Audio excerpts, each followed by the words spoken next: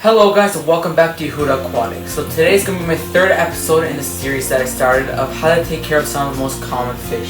And today is probably one of the most abused fish in the fish hobby.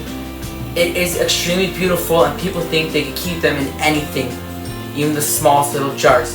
And this fish is the Betta fish.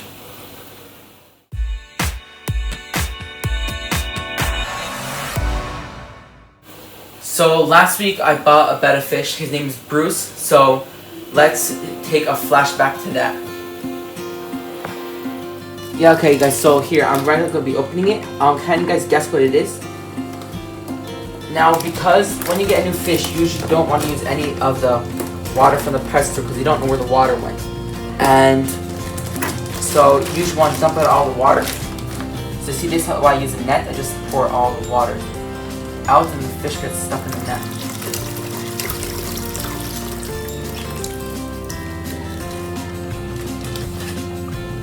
Here guys, look. Look at that beauty right there. For you guys to guess that I got Betta fish, well you guys were right. Look how beautiful this fish is. Now I'm gonna go put him in his tank. Now as I said before, the Betta fish is one of the most abused fish in the hobby. People keep them in like half-gallon jars, 1-gallon jars, which are really tiny. And they say, oh, they could survive in this. It's true, they could survive. You could also survive in a little box, but it doesn't mean you're going to have a happy life. Now when you're thinking of tank size for the Betta fish, the minimum size you want to get is 2.5 gallons. But it is even better if you give them at least 5 gallons. The Betta fish, like any other fish, needs a space to swim. You want to take care of it the best way you could. That's why you should give it a proper filter and a heater to keep its body warm.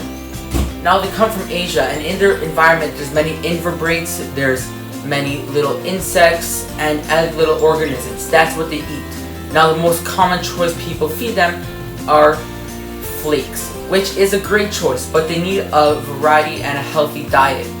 So that's why we also want to give them some protein. So I usually feed them, or I'll give them a little bit of bloodworms, or a little bit of brine shrimp, or even sometimes I'll just take little pellets that I have and just put inside the tank. And they're extremely cool eaters. So when you're trying to tell the gender of a Betta fish, so when they're babies it's impossible to tell because they look exactly the same. But as they grow it's easier to tell. For example, male Betta fish are usually more colorful and have longer fins, as the female Betta fish are a bit more dull and have shorter fins. Now Betta fish, also known as the Siamese fighting fish, it got a reputation of being extremely aggressive. Now this is true, males are really aggressive to each other because they're territorial, but females are much more calmer and docile, so you keep females together. Now I read that you can keep even male Betta fish with other fish, just not other Betta males. So I already keep them with such as neon tetras, corridoras, snails, even shrimp. Anything that will not snap at their fins. So I'm gonna try this eventually. Right now my fish is in quarantine. I got him last week and I'll update you guys of how it goes. Now male Betta fish and female Betta fish in total, there could always be exceptions. Some fish will be extremely aggressive and you will not be able to put them with any other fish. But this happens with every single fish. So it's a chance that usually works, but sometimes it could fail.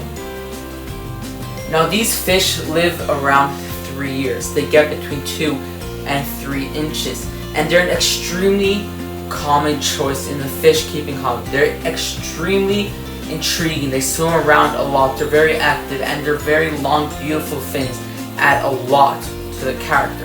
Now sometimes you'll see Betta fish being sluggish or not moving so much, and that's because their temperature is too low.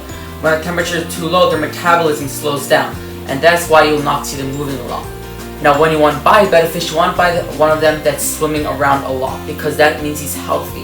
If you see one at the bottom of the tank not moving so much and just acting sluggish, don't buy that one. He's probably sick.